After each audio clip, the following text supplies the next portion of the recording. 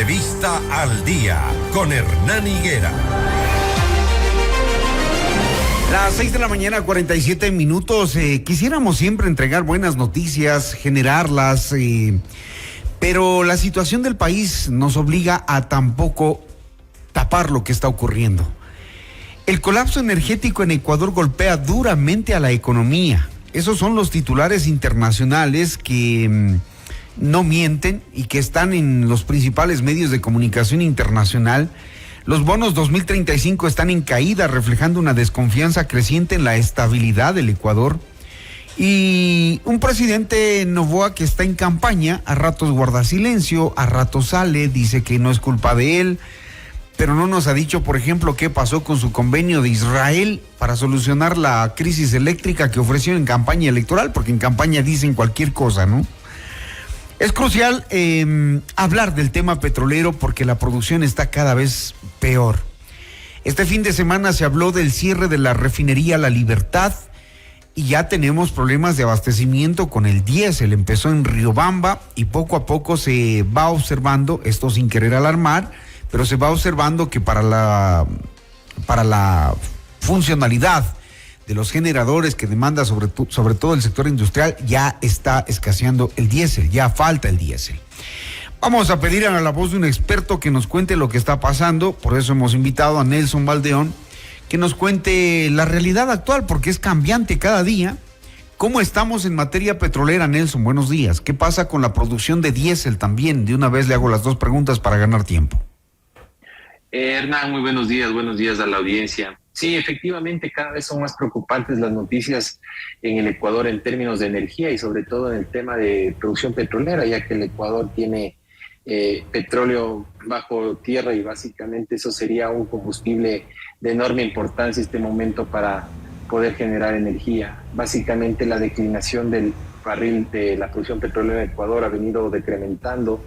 Lastimosamente se ofreció en Petroecuador mantenerla en los 405,000 barriles que estaba a inicio de año. Está en los aproximadamente 375,000 barriles al reporte del día de ayer. Es decir, que yo creo que no se va a lograr la meta. Lo siguiente es que dentro del plan del gobierno del presidente Noboa era llevarle a la producción petrolera 550,000 barriles de producción petrolera. Lastimosamente estamos en 470,000 barriles de producción nacional y eso hace que básicamente en términos de ingresos para el país se vea afectado por esta declinación. Y eso básicamente es bastante triste, ya que el Ecuador tiene un potencial enorme y se les ha venido advirtiendo desde diciembre del año pasado que el Ecuador tenía 11.500 millones de dólares represados de inversiones petroleras con contratos de participación que le permite asumir el riesgo a la empresa petrolera. Debido al momento que vive el mundo de demanda petrolera, pues le permite justamente al Ecuador tener beneficios de entre un 70 y 80% de regalías petroleras con estos contratos. Y le digo sinceramente, Hernán, no se ha hecho nada.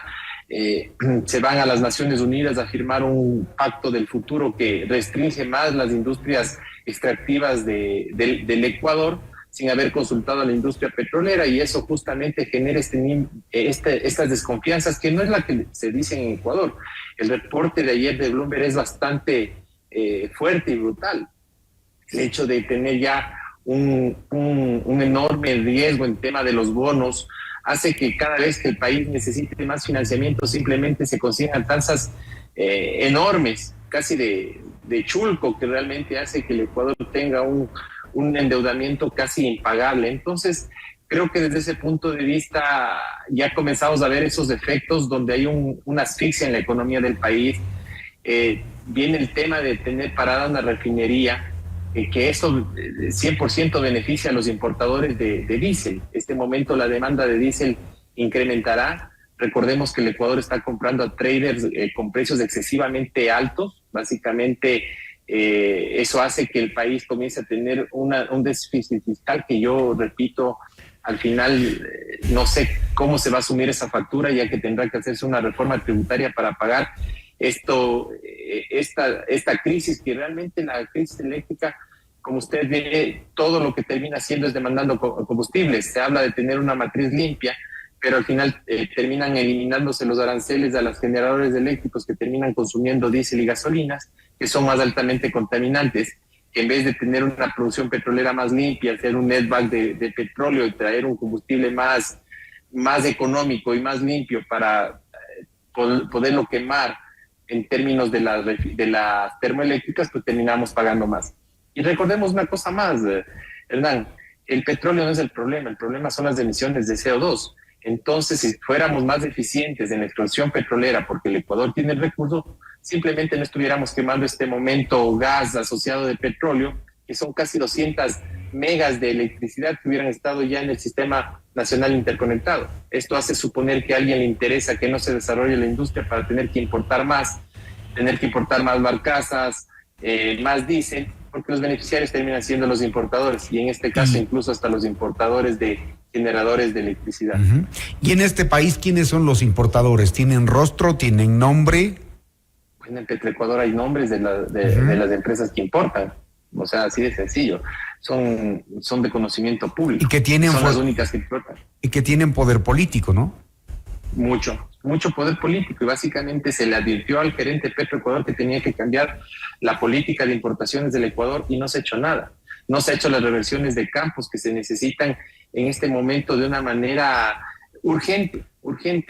Las licitaciones, el tema de que campos puedan ser administrados en alianza público-privada para poder incrementar la producción. Entonces, yo repito, ya es algo que ya es conocido, pero ya nadie hace nada. No hay un respeto por un gobierno que pueda imponerse ante estas cosas, que ya creo que es hasta antipatriótico. Yo creo que eso ya raya en un tema de no tener respeto por un país que nos ha dado todo, donde nos permite vivir. Y creo que eso termina ya pasando factura, y la gente ya está cansada porque nadie hace nada. Así es, todos callados, todos protestando ahí, uno que otro en las redes sociales, pero lo demás es como que no pasará nada. Y en realidad lo que estamos haciendo, incluidos los medios de comunicación, es meros diagnósticos, contando las malas noticias. Sabemos qué es lo que está pasando, quiénes se están beneficiando, pero todo el mundo calla. No pasa nada, hacemos análisis todos los días de las crisis eléctricas, energéticas, de todo el clima que no nos acompaña, y seguimos en lo mismo. No hay un liderazgo en este país que nos diga hasta cuándo los apagones y qué se va a hacer. No sabemos. Lo único que hacen es cambiarnos de horario todas las semanas. Efectivamente, no hay liderazgo, no hace nada.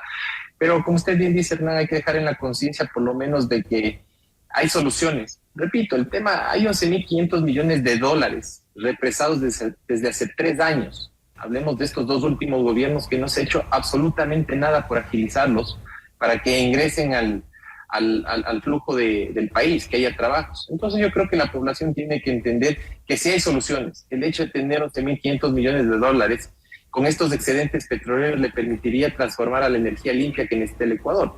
Se habla de transformar, de que vamos a hacer energía limpia, de que el país va a ser verde, pero sin el dinero del petróleo, ¿cómo lo va a hacer? Los países árabes, todos los países árabes, háblese de Emiratos Árabes, de Arabia, están utilizando los excedentes petroleros para implementar la costosa infraestructura de energía verde. Entonces, yo creo que hay que ser mucho más transparentes, y creo que el antipatriotismo se está imponiendo a una agenda que realmente está haciendo daño al Ecuador, y eso, como usted bien dice, hay que dejar en la conciencia de las autoridades que lo están haciendo. Saben por qué lo están haciendo, se conoce por qué se están haciendo, pero no se toman las decisiones. Y de alguna manera, repito, no hay liderazgo. Yo ya he llegado a la conclusión que en el Ecuador se perdió el liderazgo. Realmente se han hecho bastantes shows para tratar de generar rating. Lastimosamente, cuando no se es coherente entre lo que se piensa, se dice y se hace, se pierde una credibilidad enorme.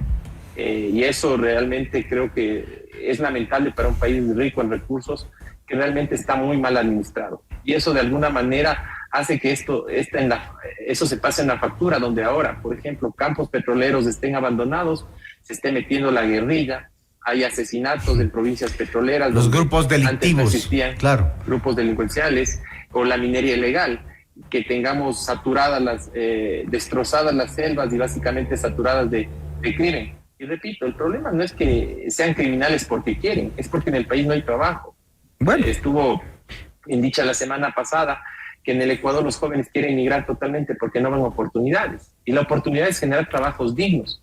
Y eso, repito, en el sector petrolero que impacta el 30% del PIB, si usted activa la industria, se va a activar el país. Y no lo digo como Ecuador, como que queremos tener un país destrozado por el petróleo. Mire países altamente biodiversos como Noruega, como Nueva Zelanda, como el mismo Guyana, está extrayendo petróleo porque es la energía más barata que tenemos. Pero ¿cómo se está haciendo? Con tecnologías de descarbonización, que ya vienen incluidas en los mismos contratos de participación. Los contratos de participación le exigen tener estas tecnologías para mitigar y hacer la captura de carbono. Sí, ya los diagnósticos están hechos, estimado Nelson. Creo que de esto hemos hablado un montón de veces y ya la gente se cansó. Como usted bien dice, los jóvenes no ven oportunidades.